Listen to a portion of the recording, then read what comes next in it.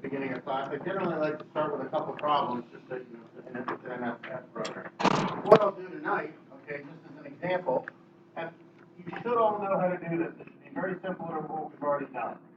Okay, so imagine 3 states of nature: best, most likely, and worst, for a single project. Okay.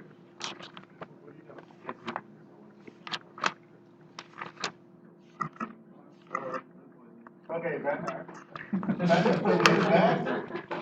25%, most likely 15%, worst case is 20%. Probability, 10%, 15%, 75%. Okay?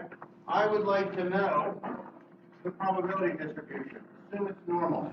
So I would like to know the expected return, and I would like to know the standard deviation. What's that? What's your degree? Okay, but you're 35,000 pregnant, right? You can start. I mean, you guys should know this. Okay, what I'm doing is giving you a very simple back-of-the-envelope approach to quantify risk. You should be quantifying risk in all of your papers. Okay, and this, we talked earlier, you might want to do a stochastic process on this, the Latin hypercube, Monte Carlo, you may or may not. But this should be easy. This is a back-of-an-envelope approach. So give me the expected location.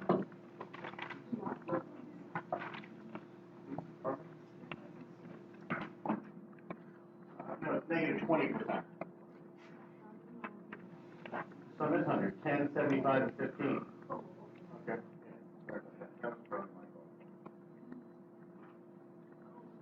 Come on, you don't get to sit there and let it stare at me. I know how to do it. Okay. Standard deviation. Okay. What I really want is the probability of loss. What's the probability of not getting your money back? That's ideally what I want. Who the heck is everybody? It feels like an echo in here.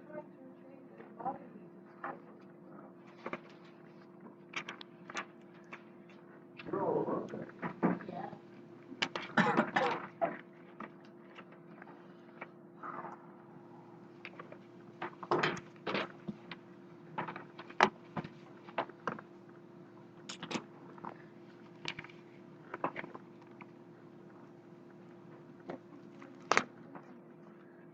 What I really want is the probability you're going to lose money. Okay? That's what I really want. And you guys should all be able to do that.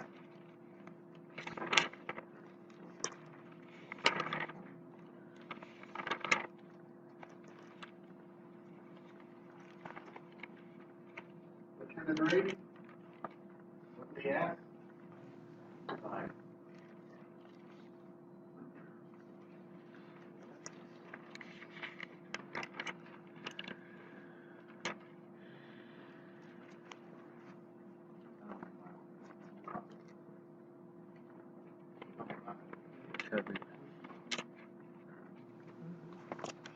What is the chance you're going to not return 100% of your invested capital? Right. What is the chance you will lose money in this project?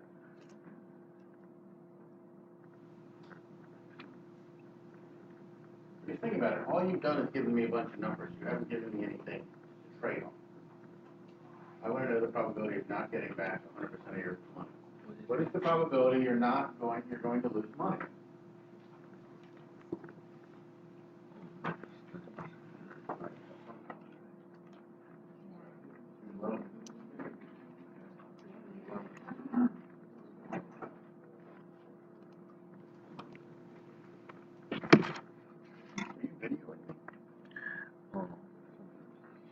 I don't mind being recorded. I only ask that we have the gentleman understanding that it's never used to harm me.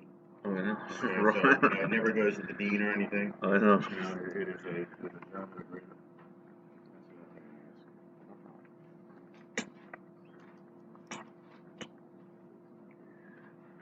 It was amazing when we had those YouTubes of a high school teacher who goes crazy.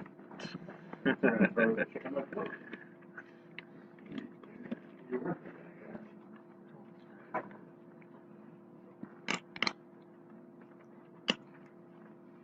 Paint, isn't that an expensive bag? Very How much?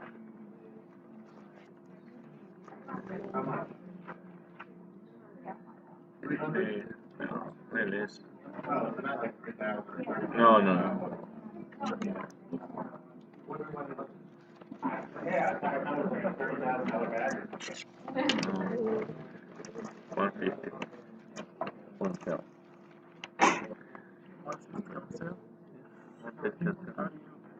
The brand, my wife, like bag.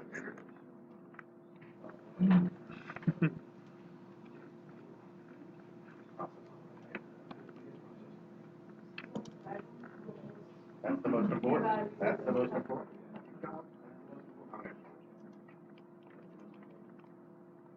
Where'd you go? I had my laptop on my lot there, I could 15 minutes. Wow. Of course, I had free labor.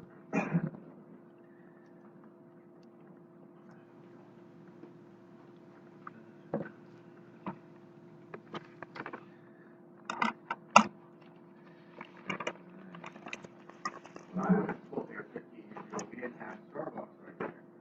We had some coffee shops on the other side.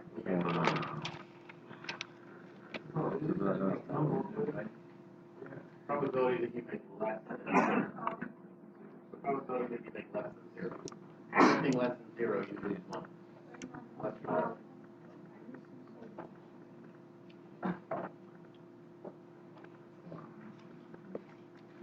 Anything that's incorrect. You should not need a Z table if that's what you're reaching for. You should not need a Z table. If you have the Z value, you should know the percentage. That's the whole point. You should know this. You should not need norm stiff. Okay, you should not need norm stiff.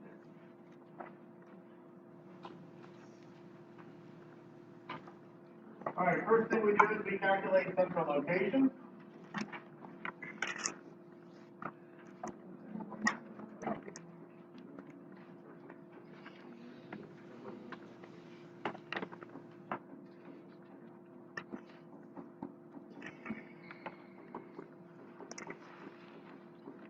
Okay, is that what you're telling me? So what is that?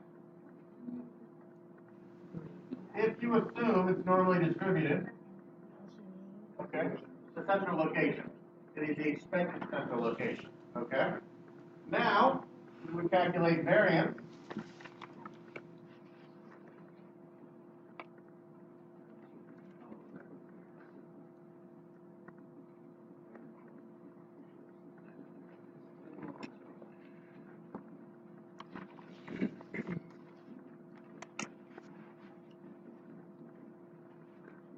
So what is variance?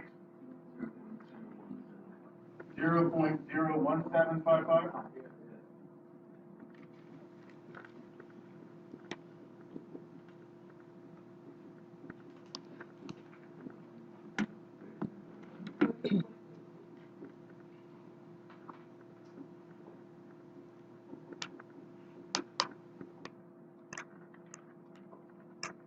Everybody with me?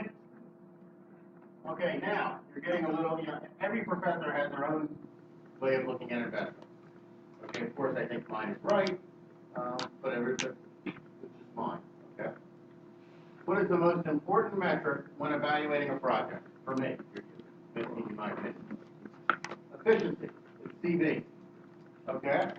So CV is risk over return, okay, which is 13.25 over 10.75. Now, okay, this is a, did I go wrong? No, I did right. I did right. Okay, now, we have a non-standard normal curve. We need to translate it to a standard normal curve, which means we need to use a z-score. Okay? Z equals xi minus x bar over sigma. All right, at what point do we not return 100% of capital? 0 minus x bar over sigma, which equals minus 1 over CV. Are you with me? Okay, so your z equals minus 1075 over 13.25, approximately minus 0.8. Are you with me? So the area to the left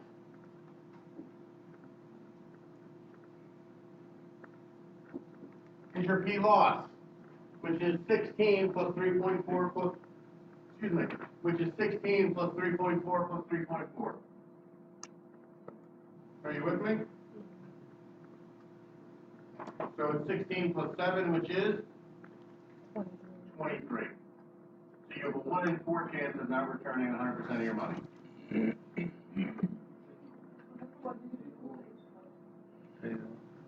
paying me. Without the Z table, okay? Okay. What is the area? So this is where okay.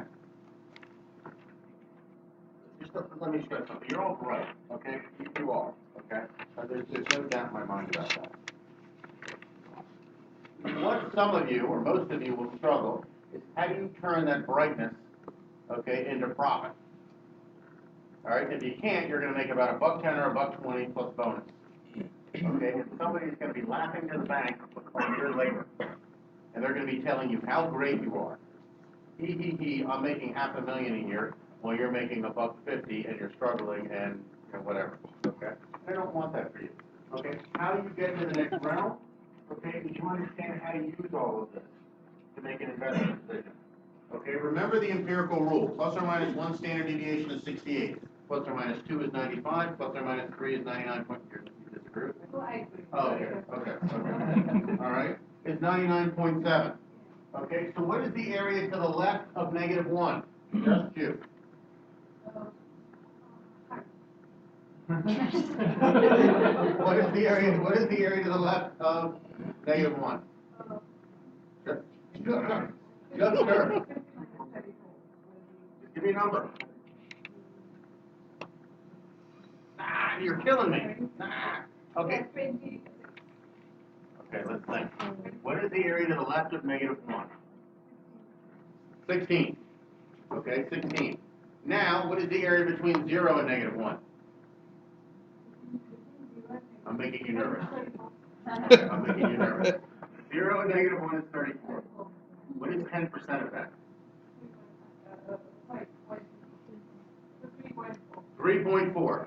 Okay. 3.4. So we're at -0.8. So we have 16 plus 3.4 plus 3.4. You had it. I'm just making you nervous. Okay. So 23. Okay. So roughly we have a 1 in 4 chance of not returning 100% of your capital. Are you with me? Okay. That's what people are going to pay for. Okay. That's what people pay me for. Okay. Notice, okay, what do I make the premium on my rate? It's literally the last 1%. Okay? Let's just say that you quantify that as a risk. Okay, so I'm 28%. How do you use that to evaluate the discount, what the fair value of this project will be?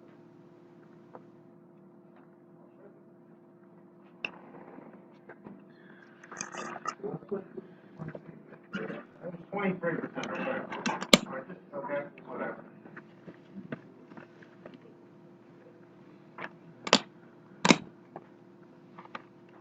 Okay.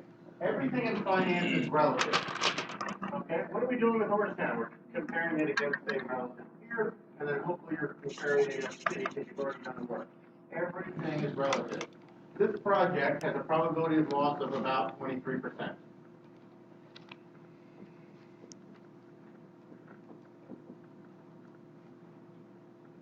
P loss of 23%. Okay? Simple numbers. Okay, simple numbers. And then we're gonna have to get back. What are other investment vehicles that you can invest in? I was thinking equity, fixed income, and real estate. Okay? Equity, fixed income, in real estate. Are you with me?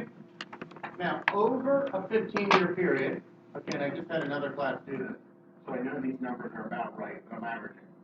Over a 15-year period, you know what the average return on each of these was? 5%. Okay, you guys can do the math. Over 15 years, the historic return on each was 5%. Now, the risk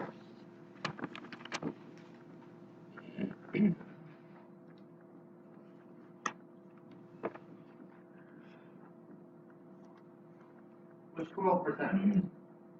You guys can do the math. Now, I did use the Comp 10 Case Shiller residential as a proxy for all real estate. Okay, so you may or may not agree with that. We're not here to talk about it. Okay, so we have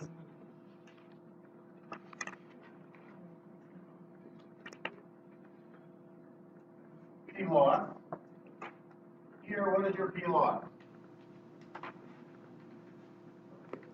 Fixed income.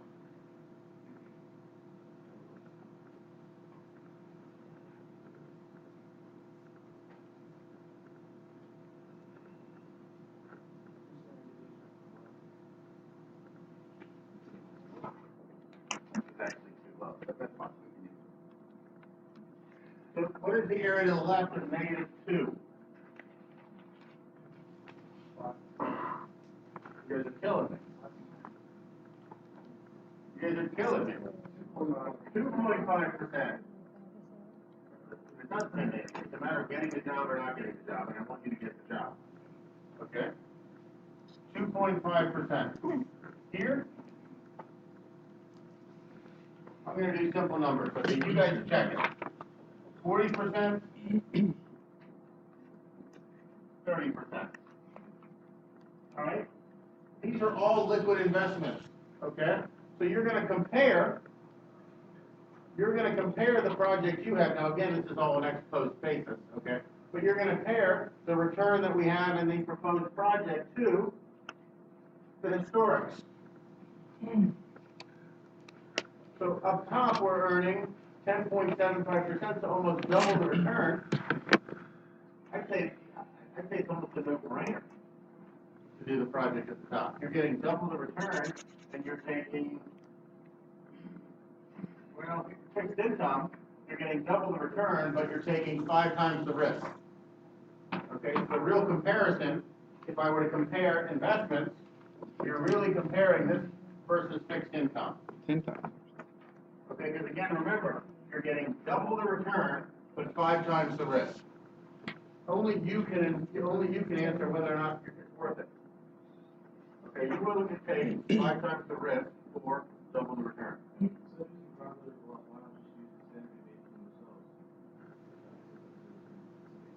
That only works here because the 5% are the same. Okay? If you look at a 10 or a 15, if you look at a 5 or a 10-year basis, the 5%, you don't have that relationship. How do you approach, how do you get that, the p-value, the probability for each scenario? I mean, you could have a worst case, a medium case, and a worst. That's expert opinion, that's what you have to determine, okay? This is back of the envelope, okay? That's an excellent question. This is back of the envelope. At a minimum, okay, use expert opinion and assign probability. What I'm trying to steer you towards is quantifying risk. Most people make investment decisions on the expected IRR is 18, their hurdle is 15, it's a good project. What is the only thing you know with 100% certainty about IRR?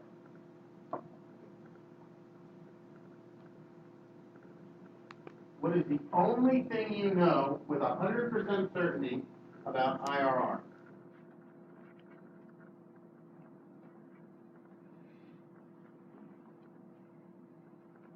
Didn't you guys go over the substantial theory? Okay. I'm going to have to get back to this in a moment, but this is profound. What type of distribution is a normal distribution? What are the 2 fundamental types of probability distribution?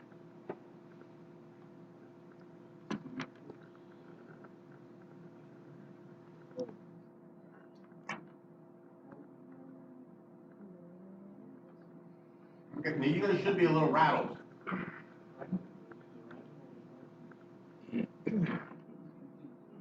Continuous is one, and discrete is the other. You guys gotta know this cold, okay? What do we know about any single point of occurrence on a continuous distribution? Zero. So think about this. The only thing you know with 100% statistical certainty about IRR is that it's wrong. So if you make an investment decision based on IRR, it is insanity. Because you're making on a number that with 100% certainty is not right. Okay, I guess I'm getting emotional, but that's because most people don't get this. I'm like, hey, I've seen it. I've seen billion-dollar decisions made on IRR, a number that we know is wrong. Okay, and have I spoken up? Yes. But nobody understood probability distribution, blah, blah, blah, blah, blah. Okay? So that's why I'm saying at a minimum, use expert opinion. Okay? And if you don't even want to go that, a further minimum, how do I do the minimum of minimum? Okay, the minimum of minimum, how would you approximate standard deviation? Take the range, divide by 6. Okay? I mean, that's like the minimum, I don't even have to say it. The minimum of minimum. Where is the 6 from? Good question. Okay? If you assume away outliers, and what is an outlier?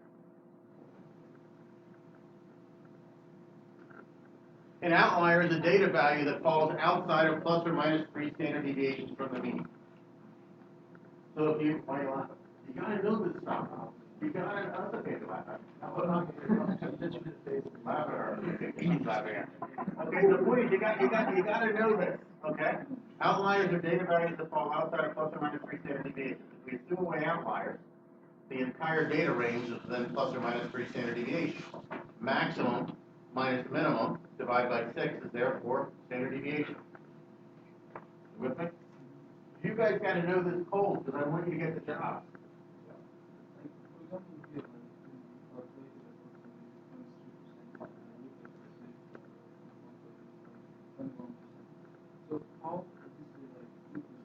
Let me stop you there for a minute. Hang on. Okay.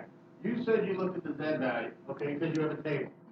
These decisions are made in investment committee. They're made in trust committee. They are made when I look at you, you have to very quickly say 1 in 4. Okay? And if you had asked me and I said 1 in 4, the analyst behind somebody else is going to say, wait a second, the Z value says 21. And say, really? There's enough pledge factor? It's a 1 in 4 chance. You've got to know this cold.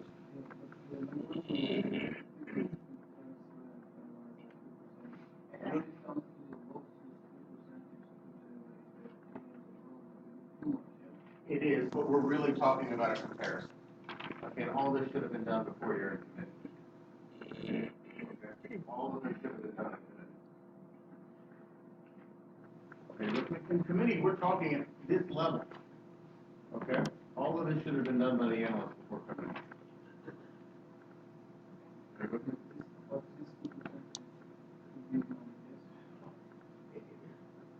How quickly do you want to dial down? If you want to be dialed down, we shouldn't even be doing this. We should be doing a stochastic process and estimating, 10,000 trials.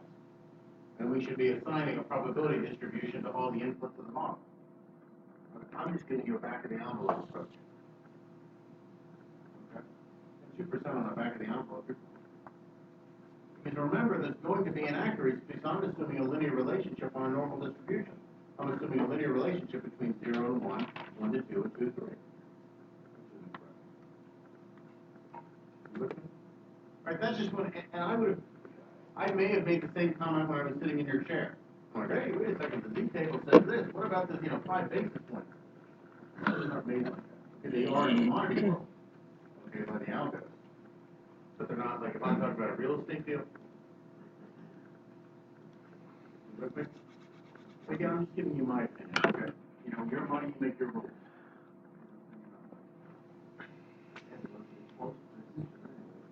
You're assuming that the standard deviation is going to hold. Well, yes, I mean, this is all historic. This is all expert opinion. I mean, you've got so many estimates. If you start dialing down on the Z-score, it doesn't give you anything more.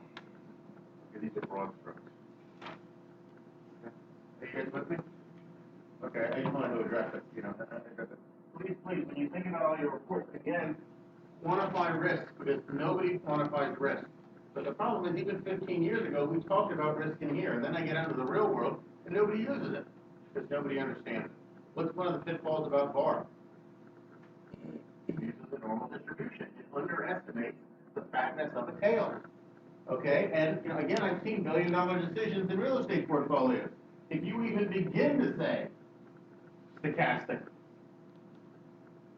people shut down, because who's making the decision?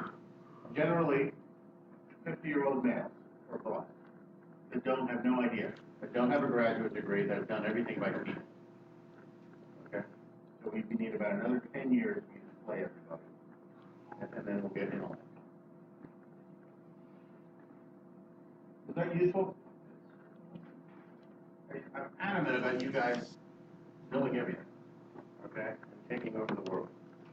But I don't want to take it over. I want my little slice of it. All right, cash advantages, trade discounts, credit rating, and then we talked about quick action. Again, for opportunities that develop, you have to have cash on hand, or you have to have, okay, again, you have to have credit lines available. You know, one of the issues is, I don't have a mortgage on my home. Do I have a credit line attached to my home? I absolutely do. So that I limit the amount of cash I keep on hand.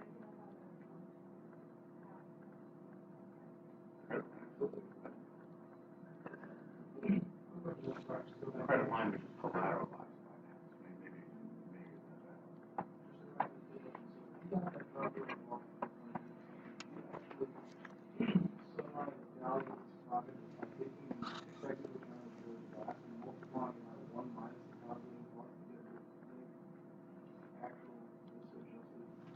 Not a risk-adjusted return. This probability is that whether or not you return 100% of your invested capital. Okay, so if this is 23, that means you have a 77% chance of making a penny over what you invested, and it might take you a million years. Okay? This is a very broad stroke. But I want everybody to have the simplicity to understand risk quantification. When I make decisions a lot of time on P-loss. Okay? I always present that to clients because it's easily understood. P-loss is Vegas odds. Okay, what does that mean? You sit down on any table game in Vegas, I can calculate the odds. All right, I don't like these opaque projects where you don't know what's going on. You with me? And then force majeure downturns, okay, the Great Recession, for example. Cash budget, a table showing cash flows received for disbursement. One of the things that I cannot stand, okay, I fixed it when I was CFO, all right, when I needed next year's budget, okay, and I say, okay, I need everybody's budget by November 1st. How many budgets did I receive? 0. So I sent in another email. I need all budgets by 15 November. None. If I don't receive your budget by 1 December, I'm just going to create it myself. Okay? I received 1 budget from 6 departments. What did I do for the other 5?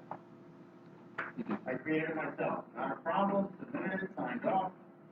And then what happened with those 5 departments? They were miserable the next year because there was no training, there were no conferences, there was no office supplies. Okay?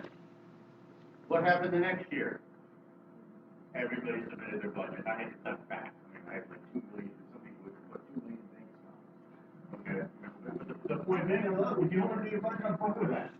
Okay? Did accounting get to go conferences that year? Oh, yeah. Okay. Oh, yeah. All value, so again, it's extremely important. The other issue is when I was in commodities. Okay? What was one of the things, you know, we were talking about what I like. I like steady. Okay? I like steady. The salespeople would come in and they'd be like, look at how much we overperformed. One year they were 40% over target. Okay, so they were expecting performance bonuses. I discounted their bonuses. Why? Deviation from the mean. If you can't control what you're selling in a good market, it means things are going to double down when it's bad. To which, in all their maturity, they said, then we're just going to sandbag. And I said, I have to believe you're a professional, and you're not going to do that. I have to take that as a fact. because you're not a professional, you need good HR. But that's exactly right. I didn't want 40% more, I wanted me. Dynamic budget, which changes over time with operating characteristics, and then cash management, generally performed jointly between company management and main creditors. So what do you want? You want to try and synchronize your cash flow so you have just the right amount at all times. You need to use the proper float, okay? Which pre-2006, you actually had to quantify. Do you guys have any idea? You might be too young. Do you have any idea what happened in October of 2006 in the U.S.? No, that's not, Bernanke wasn't October. But good, very good guess. Oh, I did, okay. Check 21. October of 2006 allowed electronic images of checks to be used as currency, or to be accepted. Before, it had to be a physical receipt of a check. Okay, so what did that do? It sped up collection. Now what do you do with your iPhone? Which is not instantaneous. Okay, much long quicker. Accelerating collections. How do you get money sooner? Okay, you can get that through trade discounts. You can also get it through the use of, are you guys familiar with lockboxes?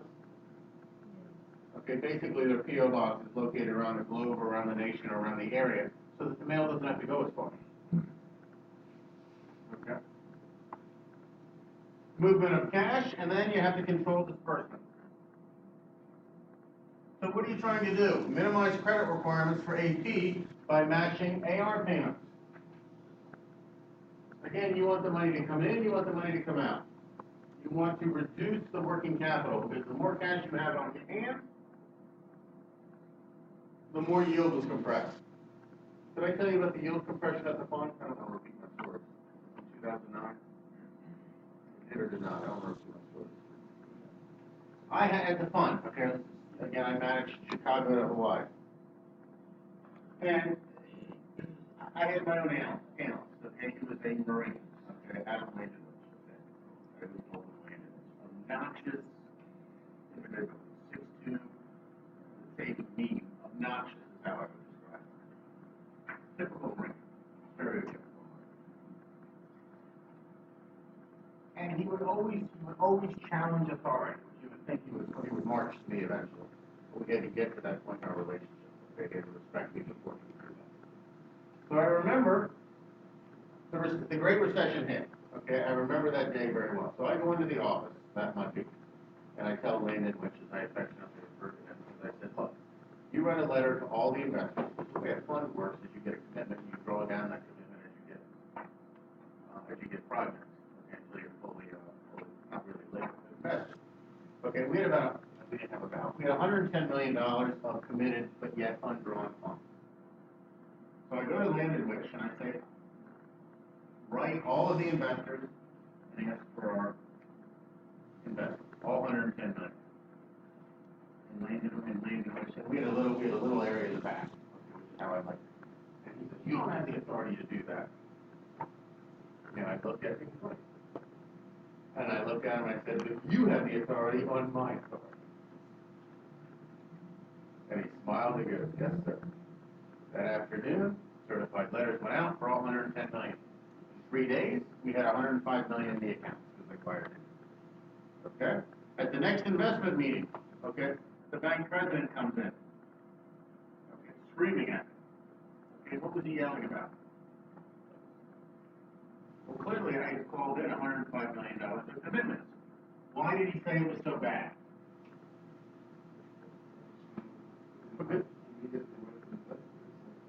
Because I had compressed the yield of the fund. He's like, what are you doing? You just compressed the yield of the fund. Do you know what's going to happen to our yield? And my response was, it's not about yield anymore, it's about survival, and we have cash. I gave the fund another year. Okay. And had we waited 30 days, I don't know the answer. I was surprised that they funded 105 with 110 million. I was shocked. I was actually expecting a lot less to support me being grossly insubordinate. I mean, that was a trust level decision. Okay? No, I could have been immediately terminated.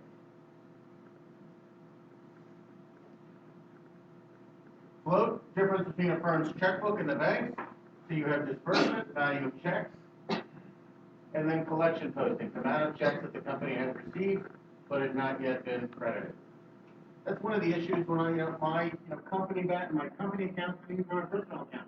BB&T, the minute I issue a check, is it withdrawn from the account? No, not so quick. Which is an issue we still have with BB&T. I want the money gone, they can have the flow. They don't mean my cash. Receipt acceleration, you have lockbox, which is exactly what I just stated. Okay, lockbox, if you're having physical checks, especially from smaller retailers, you don't want the mail to go as far. Marketable securities. Securities that can be sold on short notice. The perfect example would be treasury. Okay, or a CD where you don't have a penalty associated. Provide a modest return to the holder. Okay, but what is it really? Okay, what are you trying to do? You're trying to minimize your loss when you're in a certificate of deposit. But you're also trying to have maximum safety. Okay, maximum safety. Remember, okay, if you have large sums of money, okay, make sure that you only put $250,000 per account per institution.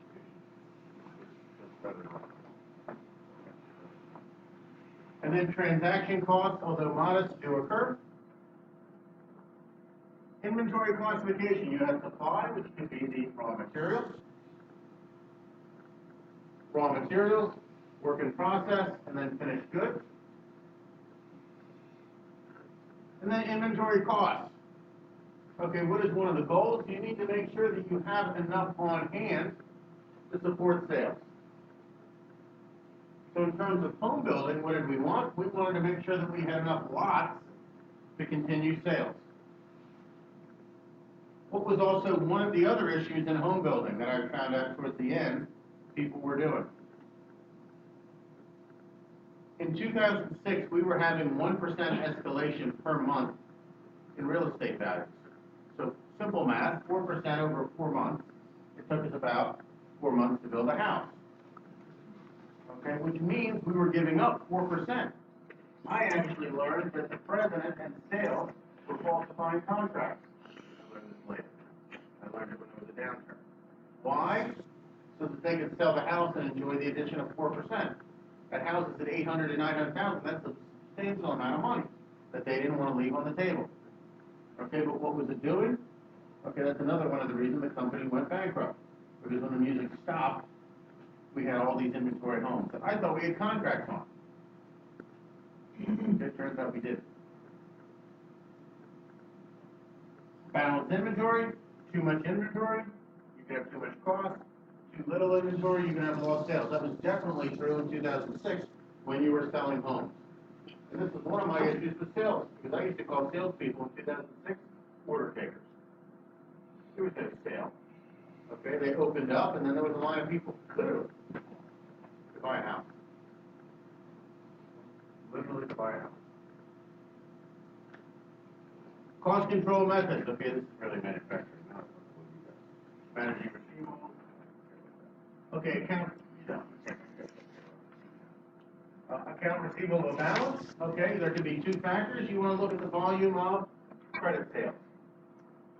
What are you selling on cash? What are you selling on credit? You also want to know what's the opportunity or what are the chances of collecting.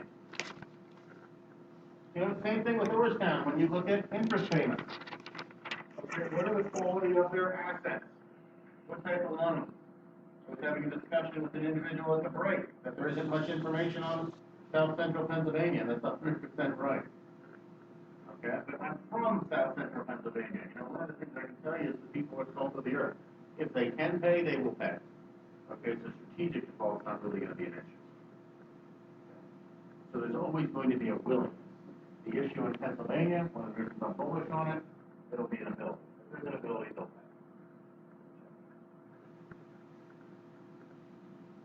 Credit sales have to be financed, and then think about how you're going to finance the credit sale. Could be on suppliers, okay, if you have correct synchronization. AR monitoring, essential for owners and creditors to monitor AR position of a firm. Okay, again, what is one of the things I always tell people to do? You can't really be in business if you're not willing to get out with your program. Okay, so you should be visiting your major creditors. Are the employees happy? Is there production? Okay? Go visit them, let them know. Okay, the other issue is, are you gonna stick the person you don't know or stick the person you do know? Probably the person you don't know, and get in front of people. I can't stress that enough. You know, again, I don't know that it's happened in this class, but it always kills me, you know, at the break or something when I read my BlackBerry, and a couple of you have texted me. Okay, are you kidding me? It happens. I'm like, are you kidding me? Accounts receivable, or when you come up, you know, a couple people guilty in the back. Okay, I'm looking at you. All right. When you have a question, ask me in class. Don't run up at the break, because again, your question, I guarantee you're all bright. If you have a question, chances are, you know, at least half the other people have the question and aren't going to guess. And it's my job that if you pester me too much, I'm going to say, hey, can we table this for a little bit? Okay, you know, let's have office hours. Let me stay late, but I got to keep moving. But that's my job. Ask me the question. So monitor, okay, credit sales, you have cost good end, you have receivables and retained earnings. Day sales outstanding, the average length of time required to collect credit sales. All right? You know, the other issue is, I'm 43. How many cars do you think I've owned in my life? Did I already tell you this question? 3, and I still drive 2 of them. Okay, because of this value I want. Okay? But the point is, okay, and I finance all, no I didn't finance first. I financed 2 and 3 on 5-year notes. When did I pay them off? About 18 months. Why? Because the new car sale left, and then I hated the payment. Okay? So the point being is, when you talk about average length of time, okay, think about who you're going to pay. The person who keeps calling, or the person who, you know, out of sight, out of mind, doesn't call, doesn't visit. Aging schedule. A report run on AR showing how long accounts receivable have been outstanding. If you have a late pay, okay, if you have a late pay, make sure you call them and say, why is your payment late? Make sure that your receivables and payables have a good relationship with their receivables and payables. A lot of times you can get information better from the bottom than the top. Okay? For instance, if the bottom says, look, we're struggling, doesn't look like we're going to make it, you want to be the first person in the CFO who says, look, I'll take 85 cents to the dollar. And we'll call it a day. You might get it. Okay? Breakdown of firms receivable by age of account. You want to know, what do you have in the 30-day bucket, 60-day, 90-day, and over 90 days? Is it increasing? Okay? That's all it's a collection. Well, you could tell, but again, what does that do to your reputation in the market? What does that do with your relationship? It probably just ended that relationship forever. Okay, so it's an ongoing relationship or not. You have to think about all of that. Okay, the other issue is just on a personal note. Okay, because this happens to my mother.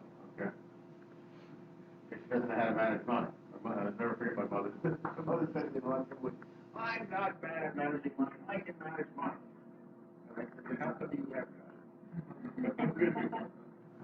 But the point is, okay, creditors call us.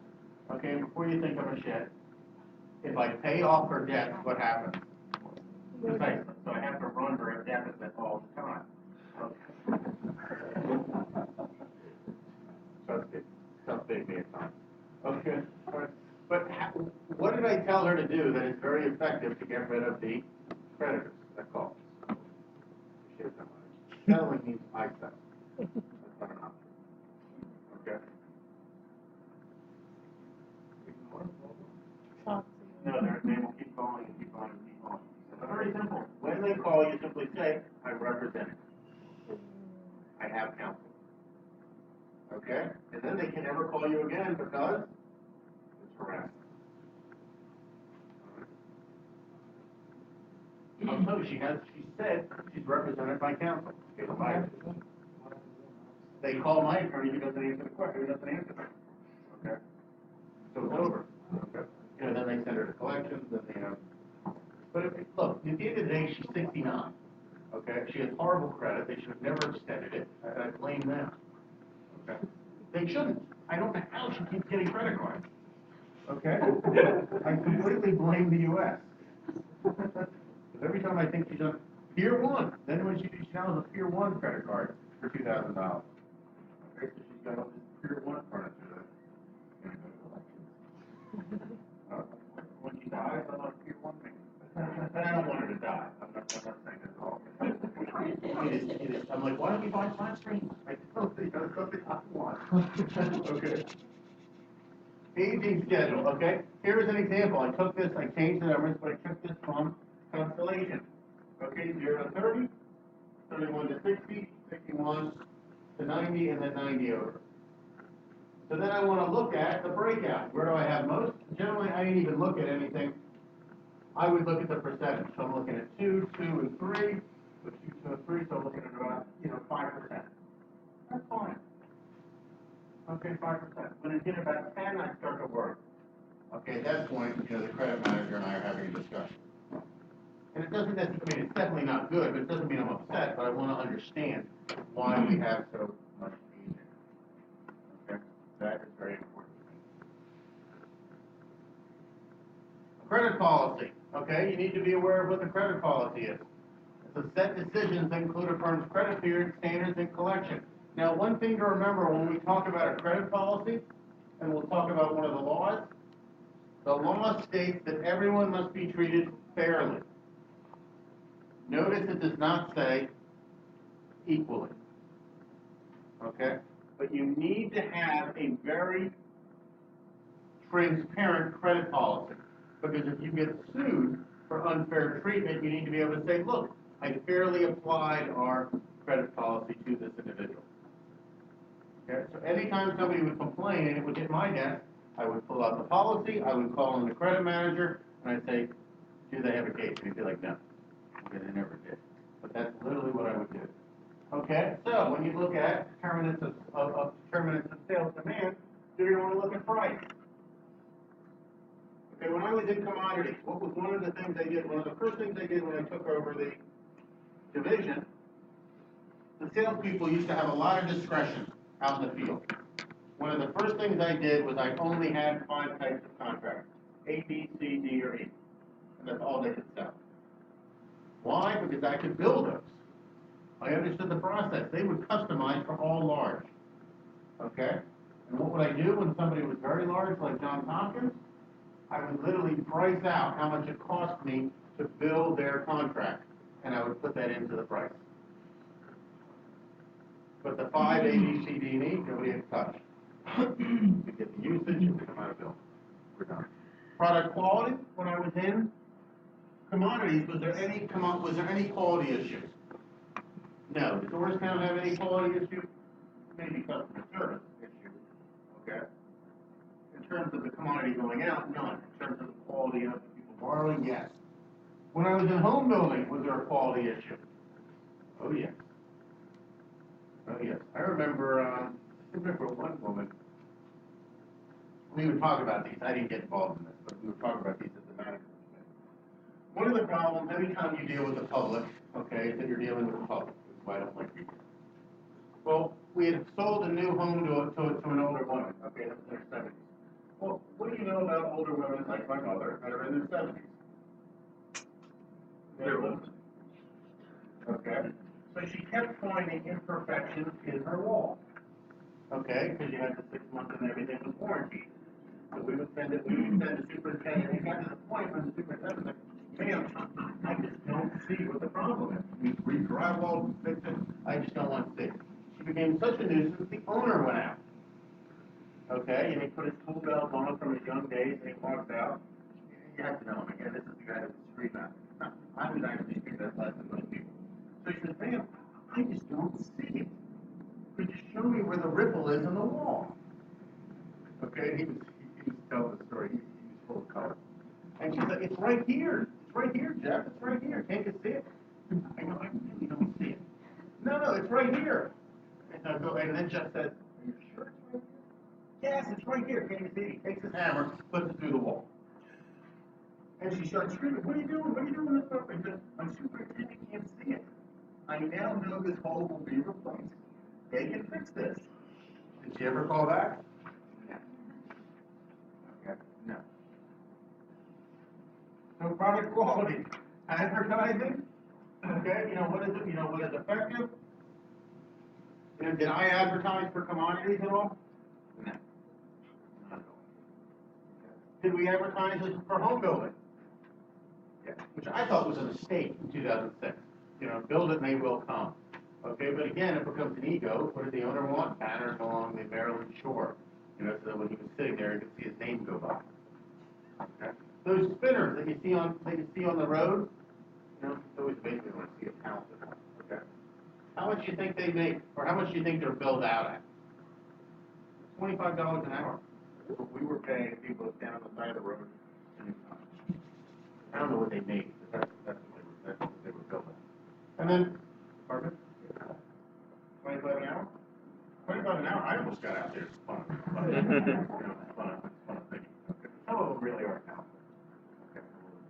But most are just standard. Credit policy, length of time buyers given to pay for purchases. How long? Okay, you want to structure that correctly.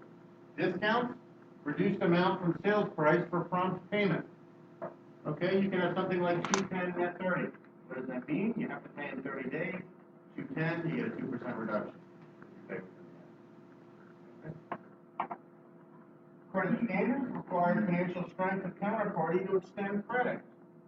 Again, I would challenge all of you. Do all of you have personal financial statements? My guess is most of you do not. Okay? If you're stereotypical, most of you don't have much money because it's all in GW standards. So it should be easy for you to build financial statements. I would do that. One of the things that academia does poorly is we don't take what you learn here and show you how to apply it to you. I was having this discussion with the director at Hopkins just today, and I was saying academia makes people followers. Okay, just think about it. What do people focus on? How do you manage 200 million? How many of us have 200 million? Okay, and I'm sure 2 or 3 of you do. Okay, God bless you. Let's talk after class. Okay, but the point being is, most of us are going to make $200,000 to $400,000 a year. Have a nice home, have liabilities called children, a couple dogs, etc. But we don't train you how to manage that. Okay. Credit standards. Oh, so getting back to that is how you look. Okay, what are financial statements? They're basically the dressing or the financial dressing of an organization. You should know what you look like personally. Okay, you should be able to underwrite yourself before you go in for a loan, and the bank says, hey, where are your statements? And now, I'll also tell you when the bank asks me, because I am borrowing on the property I'm buying at the end of the month, my big issue is I didn't want to disclose. And then collection period, policy to encourage payments of accounts. Credit terms, we just talked about that. And then credit standards, okay? The standards to stipulate the required financial strength that an applicant must generate to be granted credit. Think about it in terms of Orrstown. Okay, think about, and this is one of the things I'm hoping, what I would have loved is a table showing Orrstown, senior managers, education, compensation, and then their credit, and then their, peer class. Okay, and then their peer class. But again, think about it. How many people at Orrstown, this is a bank for God's sake, have a degree in finance? Okay? Okay, now, one person has a degree in finance.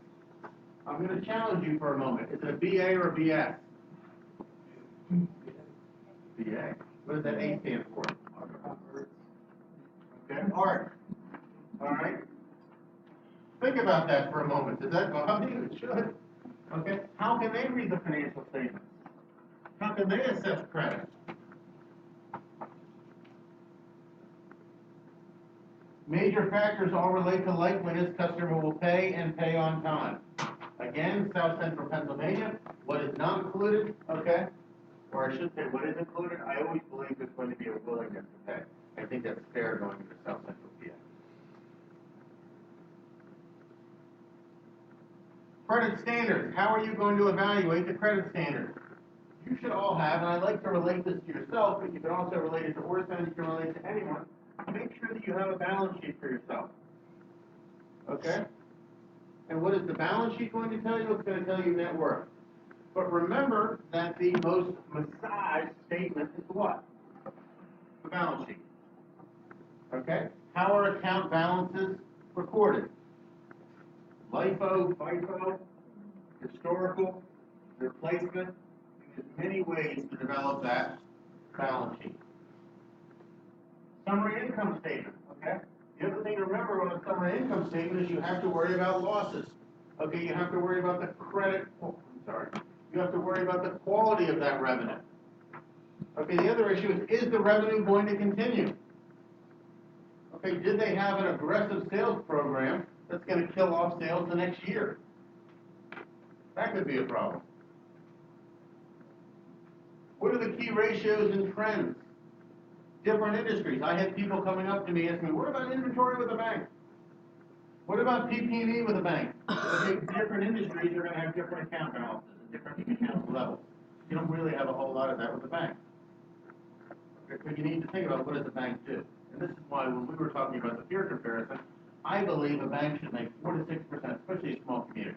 You should make 4 to 6%, pay out a lot of dividends and just roll, baby. Roll. Okay, nothing, everything should be vanilla. References. Okay, always call the references. Okay, I can't tell you the number of times we've had a bad employee. Okay, and I asked the hiring manager, look, I told you to call the references. Did you call the references? Yeah, I was just too busy. I really liked them in the interview.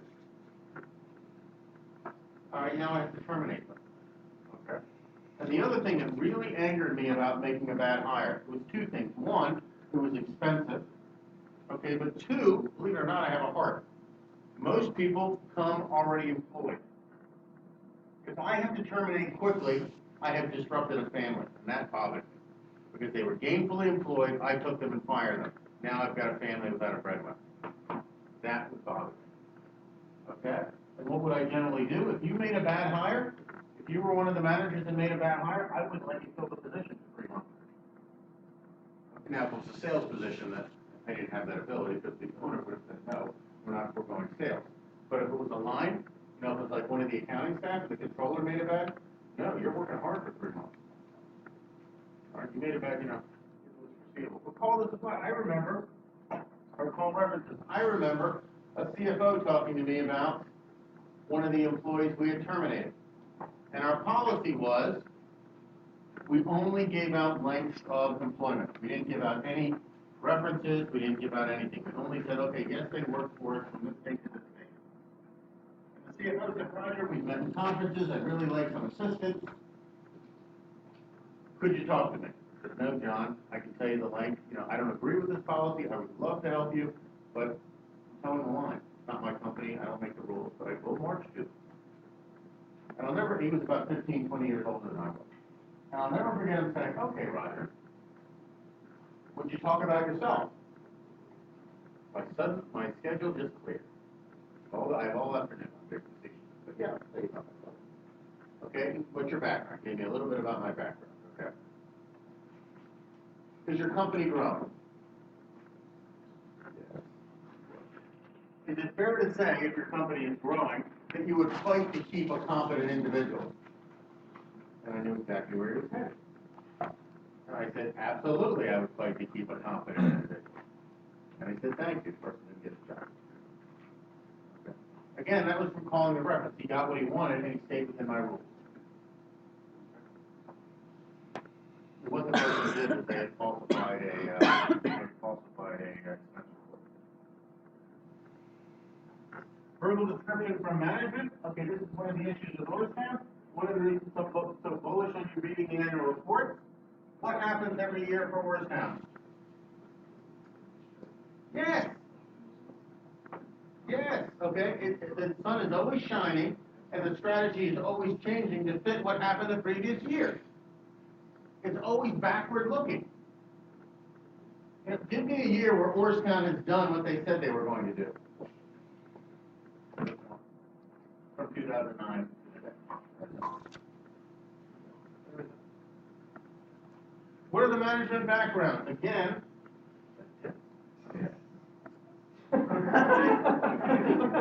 what are the management backgrounds? We just talked about it, okay? I find it personally humorous that Quinn is making $600,000 a year with absolutely no academic background in banking or qualifications. Okay? Their chief risk officer, how much does he make?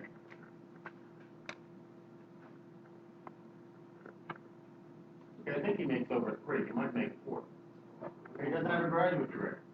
They're like 1.4 mil, CEO, and salaries. Compare them to their peer class. Look around this class. I think the world of you. What do you see when I look around this class? I see a lot of diversity. What do I see when I look at Orstown? Me, 5 times. Okay, without an education, okay? There is absolutely no diversification, okay? Personally, I don't like that, okay? Summary of independent ratings. What are other people saying? One of the things, did anybody read the blogs? Did anybody even look at the blogs for Orstown? Okay, there may be nothing there, but there might be a little nugget. Okay, and if you can find that very bright, disgruntled employee that's blogging, it might be worth something. For the most part, I think blogs are just people venting. Okay, for the most part.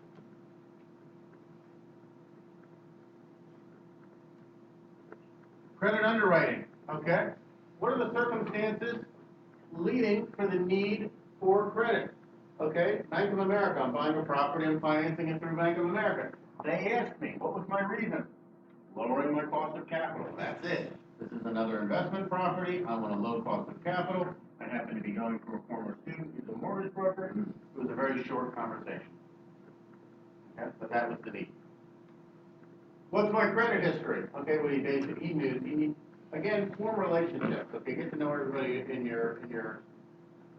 all of your sections. But Michael happens to have known me for 10 years. He was a former student 10 years ago. Okay.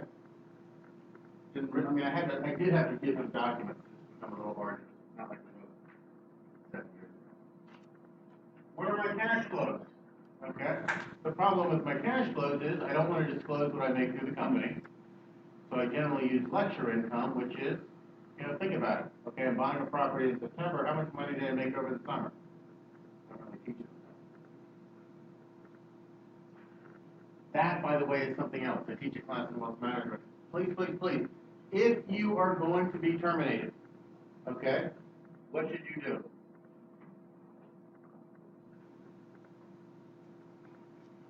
If you think that you're going to be terminated and you're worried about money, go get your credit line. Okay, go refinance your house. Do everything that you're going to need a W-2 for. And do it immediately. Like take vacation for a week and just go get money. All right? Because the minute you're fired, you lose the W-2, you won't get that money. Please, that's one of the first things I do. And I get probably a couple calls a year from students. Professor, I don't know what to do. I think we're going to be fired. Do you have a family? Are you the breadwinner? Do you have children? Do you need liquidity? Yes, yes. Go to the bank and get your loan. Call in sick tomorrow. Okay? Because they can't fire you if you're out sick. Okay? Capacity for debt. Okay, that's generally going to be income. That's also going to be credit score. Are there any contingencies? And what is the character of management? That was one of the issues with Michael, okay, when I was qualifying for the loan for Bank of America. It was a pain. I had to supply all this information. I kept telling Michael, look, if there's a problem, I'll just pay it off in cash. He's like, it doesn't matter, Roger. We have to go through the process. Credit underwriting, communications, okay? You need to have conversations. I haven't bought a property in a little while, but I got an email today from somebody in the mortgage department saying, hey, welcome aboard. I'd like to talk to you for 5 minutes. You don't have enough to do. I think that was their job. Okay, are there any conditions or covenants? Okay, are there any limitations? And then summary of credit risk analysis, which you should do, which you should be doing for Orstown. Cash flows. Okay, expanded. You need to look at the cash flow statement. You need to look at the 3 sections of the cash flow statement, which are, my young friend,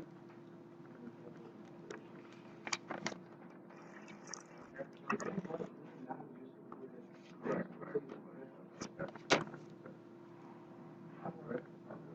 want you to get the job. okay? And then you need to understand what comes out of each one. Operations, discuss and glory, financing, are you financing yourself with debt equity issues, investments, are you financing yourself with assets? What are the financial ratios? Now, one of the things, okay, I'll also tell you, I should have mentioned this earlier, with your papers, one of the things that bothers me is when you take somebody else's crap, even if you source it. Okay, it needs to be original work. Okay, I like, and again, I'm like with the pen on this one and the other one. I don't want you pulling something off Yahoo Finance, sticking it in there, and then writing Yahoo Finance and be like, woo, I get a lot. No, you didn't. Okay, you just yanked off Yahoo Finance. I want you to get the raw data and build your own graph and then interpret it. Okay? And then interpret it. The other issue is, okay, some people found, I forget where, but some people found peer comparisons between Orrstown and other regional banks. Okay, I'm absolutely fine with you using their numbers, just not for Orrstown. You need to personally calculate and source every number for Orrstown. You can't take that into account. Okay, again. We have to actually calculate manually the ratio of the payment. No, if you take, I'm fine with you using somebody else. Okay, but for Orrstown, you have to calculate. Orrstown, you have to calculate. Again, original work. What is one of my major criticisms of corporate America?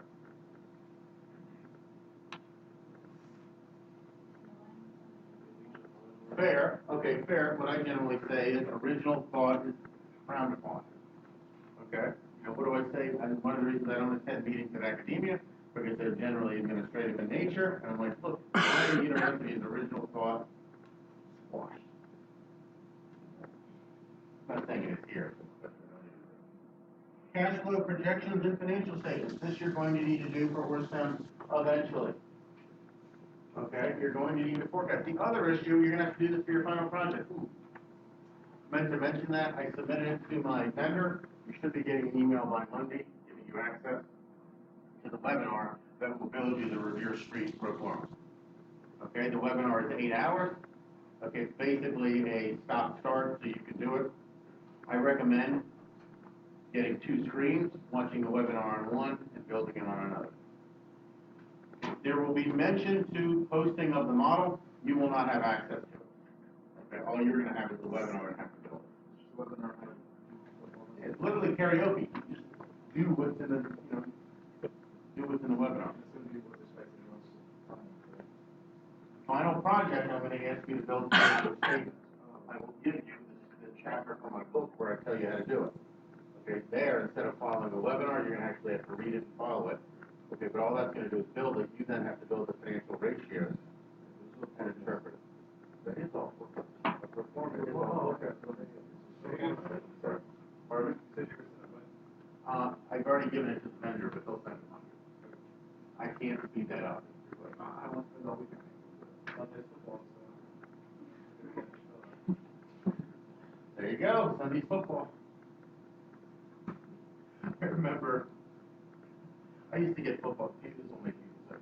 When I was CFO, I used to get box seats just not all box seats all the time, from vendors and from banks. And I would always turn them down. Well, I finally went. One vendor's like, Roger, you have to go to a football game. All right. So I go to a football game. In a box is nuts. It's like a living room in a stadium. So I'm sitting on the couch and I'm doing work. Okay, because I don't really like football. So somebody comes out, Roger, how you doing out here? How you doing out here? How you doing out here? And I didn't follow my own rule, which is keep your mouth shut when you have no idea what's going on. So I said, I don't understand this game. It's completely confuses me. And then he's like, what are you talking about? I said, well, look, I'm sitting here. Okay, I'm sitting here watching the television, and the crowd goes off before the person has caught the ball. How can the crowd possibly know more than me? You know, like, well, there's a 3-second delay. I didn't realize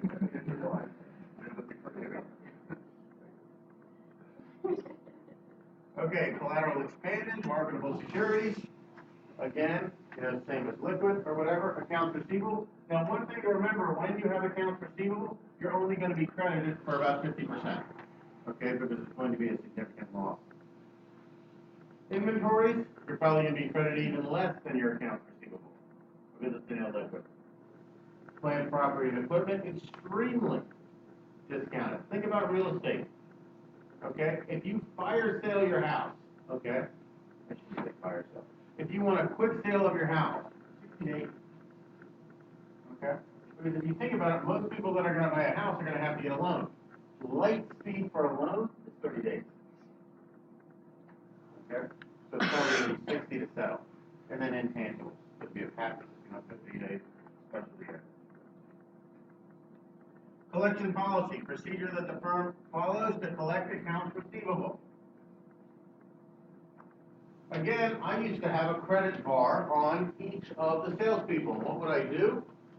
I'd make them go collect on their own account. And I'll never forget sales saying, wait a second, we don't do collections. That's not our job, we're sales. To which I basically, what did I do? I stopped signing contracts until they started collecting. I don't need more revenue with no cash. That's my point. I said we're all debt collectors. Okay. What does that influence? It influences sales. Because this is one of the things. What did sales want? They didn't want collection because they got bonus or they thought they did initially. They wanted to have a good relationship. Okay, think about this. GW. Okay, when we talk about collection, does GW have any collection? No, because you get all your money up front. And what happens when there's a student who's trying to bully them way in? I get an email, I get a call, Maldo says, look, this person hasn't paid. I'm like, what do you want me to do? I'm not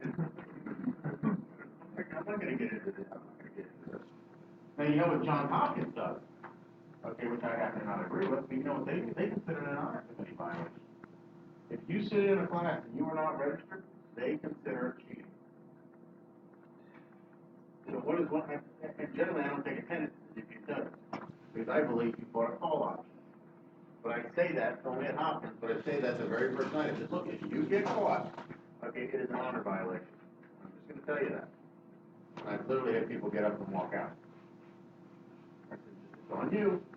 Okay, it's on you, but I'm going to assume you're registered if you're sitting here. Collection period, universities have 0. Bad debt loss percentage. What is the bad debt loss percentage at GW? Essentially, the theory. Okay, the theory. They do have other bad debt. But they have your money before you sit in the chair.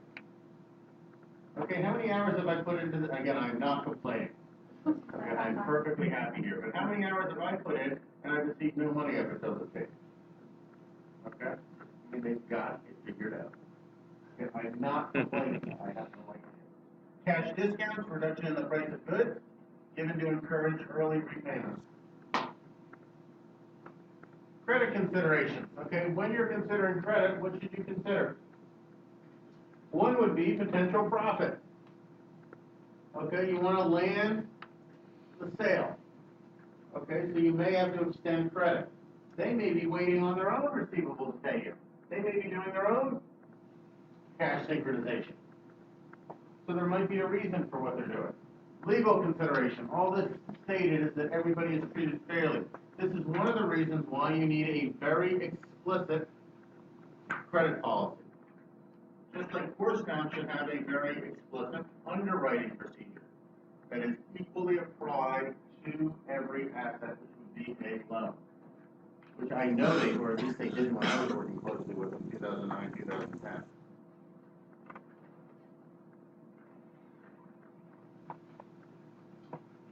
Credit management, okay? Managed to within given parameters allowed by management. Okay? Minimize risk while maximizing sales. Again, you want to be efficient. You want to be optimal. You're going to have collection losses. You're going to have write-offs. Things happen in life. Okay? Things happen in life. If you're doing workforce housing, okay, you're going to have evictions. All right? If you're doing Class A space, you're probably going to have a low margin. Class A space, the people know they're a high credit-worthy tenants. I'm not gonna get a high margin. And then manage credit value at risk, okay? So what do you have? You have the expected probability of default versus the maximum exposure. The other issue is banks tend to focus on default. What should they be focusing on? Yes. Because if they recover 100%, what is that? Well, it's a compression of yield. Okay, you could argue there's some loss because they lost profit, okay?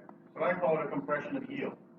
I think banks actually look at the wrong metric. They should be looking at recovery percentage as opposed to probability of default. Because if they've correctly underwritten and somebody defaults, it's a compression of yield.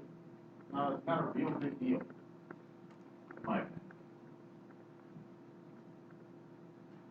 Now, this is the table we had at Constellation. This is what I would manage Pat to. And Pat and I had an understanding. Okay? I told him as long as he kept his total bar under $750,000, I never needed to see him. Okay? I like very, very short job descriptions, but I like to hire professionals and I like to overpay them. And I like to overwork them. Okay? But that was only keep total bar under 750, and you don't have to come to work. There'd be days he wouldn't show up, and I'd watch the bar flick up, and flick up. And then it would hit about 710. And guess who got to the office before me? Pat. And guess who would work 12-hour days until it was down to about 500? Pat. And later on, what did I do? I knew he had a couple credits in his back pocket from existing relationships that if he called them, they'd immediately pay. All right? Which is fine. You know, and no, I never lowered the 750 on him. We had an agreement, I kept it. But it did make me wonder if 750 was too high. Okay. Literally, there would be days. Okay. And one of the problems I will tell you, did that cause me problems with staff?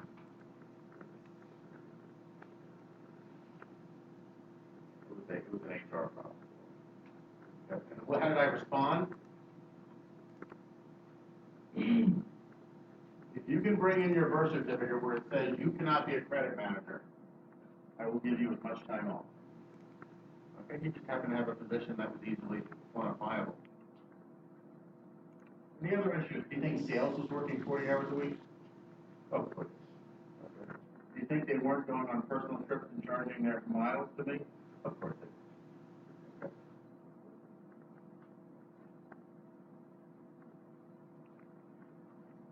Credit maximum exposure, as governed by credit policy at any time. Methods to reduce maximum exposure, okay? One, you could reduce the time. Pay me in 20 days as opposed to 30 days. Okay? One of the issues is I have a property in Southern Maryland. Okay? I am still adjusting to their culture. In Southern Maryland, in D.C., someone require payment for services? Yes, because nobody trusts anyone around here. And I know all of you. But think about GW. Have they provided you any credit? Have they provided you any trust? Zero. Zero. Okay? All right? But then you go to Southern Maryland, and what happens? Everybody does the work, and they forget to bill me. Okay? So I'm constantly on people, send me an invoice, send me an invoice. You're not being paid without an invoice, which I told them before they performed the work. Okay? I was completely transparent. I'm like, why don't I know how to do an invoice? I said, you're not getting paid. I'm not writing the invoice. It ends there. Okay? And I get a friend to tell me to do an invoice, and they get paid.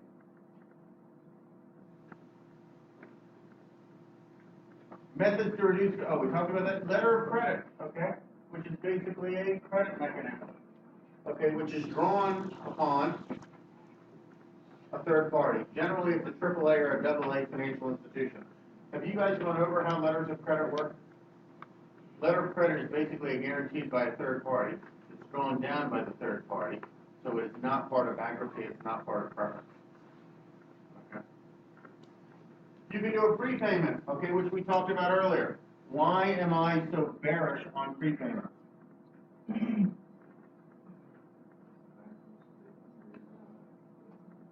because it's a liability until earned. It is not an asset.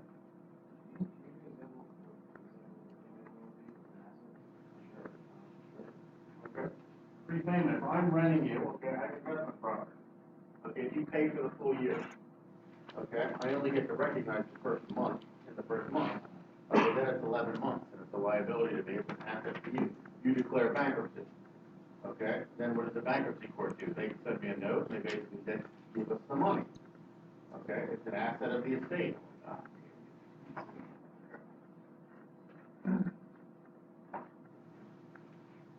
Performance bond, okay, generally required in construction. Why would a performance bond be required? Because people don't want half-built developments. Okay, they don't want an eyesore.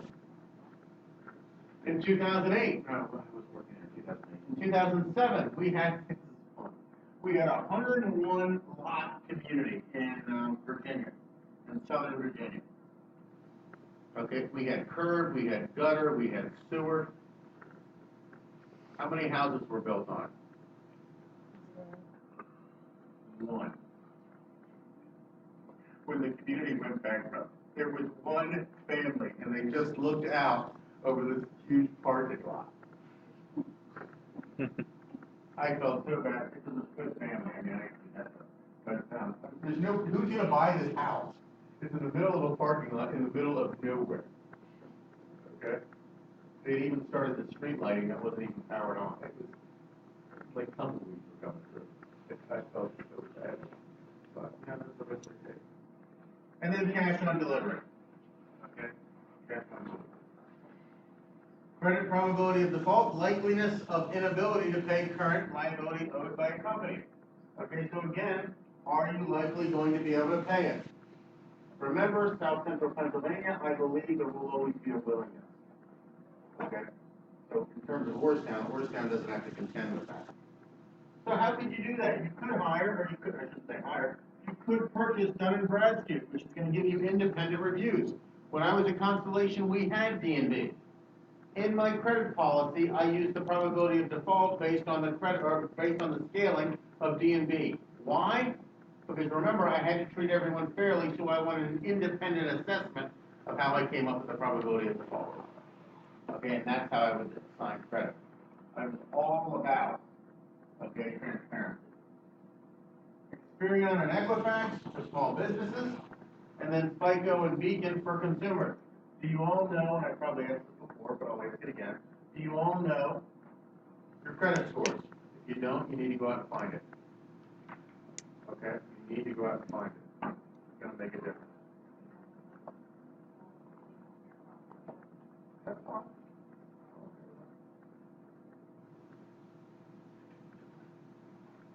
Credit management strategy, self-insure. Okay, at Constellation, when we purchased New Energy from AES, okay, which was a national platform, they believed in self-insuring all of their credits. I believed in credit insurance. Okay, I would insure all my large customers. They believed they could underwrite better. They had a larger credit team than I did, yeah. But self-insured, you cannot deduct that. Another reason why I prefer credit insurance. But the other issue is, what was my business when I was in commodities? Yes. Okay. Going managing the wholesale, retail. Yes. That's what I did. I sold commodities. That was my business. I didn't want to manage a credit portfolio. Okay. Because the other issue is, to hire the talent I believed I needed for that portfolio would have been a 250 or 300 minimum salary. Okay, and the business wouldn't sustain that.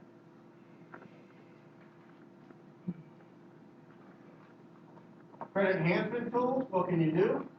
Okay. A guarantee. Okay, parental. Going back to your apartment example, you're young, you don't have enough money, you have no income, you have no history, you get your parents to sign. Okay, I was reading an article a couple of years ago on abcnews.com, which horrified me. And it's going to probably horrify me in a different way than you're expecting. There was a parent bemoaning, okay, that their child had died, that I felt very badly about, but that Wells Fargo was going after the parent for the student loans. and the parent wanted relief. And my response was, no, you guaranteed it, okay? And I guarantee you, if my child, okay, wanted me to guarantee it, what would I do? I would require the child to take out a life insurance policy, naming me as beneficiary. Just for that to happen. Okay? So that I'm not stuck with the bill. Irrevocable LOC. You could have a subordination agreement where you have a priority of payment. Okay, the problem with subordination, you have enforcement issues. And this was also another issue with Orrstown. Okay, with the clients that I had working with Orrstown was not always in the senior position. I actually had Georgetown on one residential home in the third position. I had negotiated the first and second tier debt. They were willing to take haircuts, and what would Orrstown? Orrstown would negotiate to take off their lien. Like, it's out of the money by hundreds of thousands of dollars. And you won't remove it? They said, no, pay us. Like, that's insane. Okay, you're not allowing the market to clear. So what did I do when they responded that way?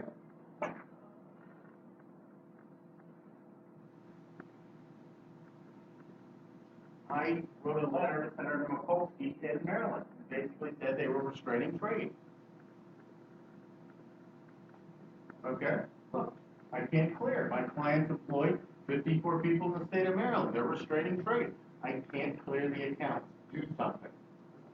Okay? I don't know what happened, but I'll tell you, within a couple of weeks, they were willing to remove their lien. Which cost them nothing. You could lien it, you could do a performance bond, and then cash on delivery. And then why do you want to offer credit? We sort of talked about that again. Increased sales.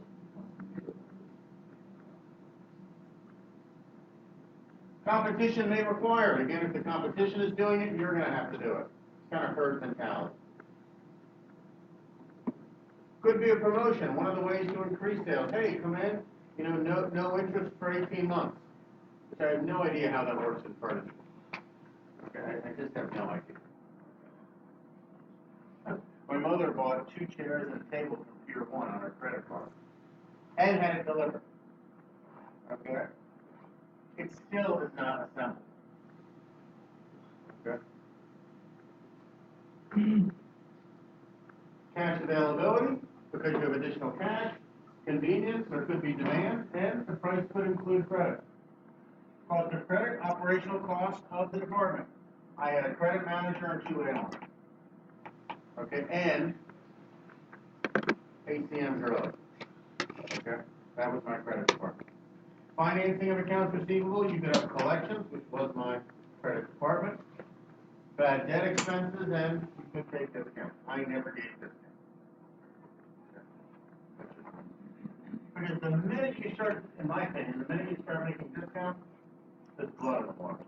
And everybody knows it. Everybody wants something to bring down. Okay? Yeah.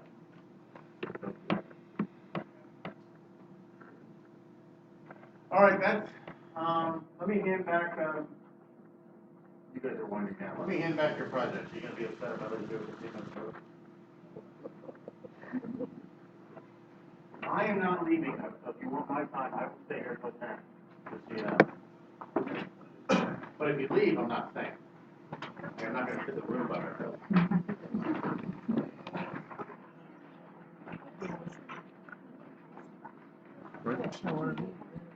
Wait. Okay.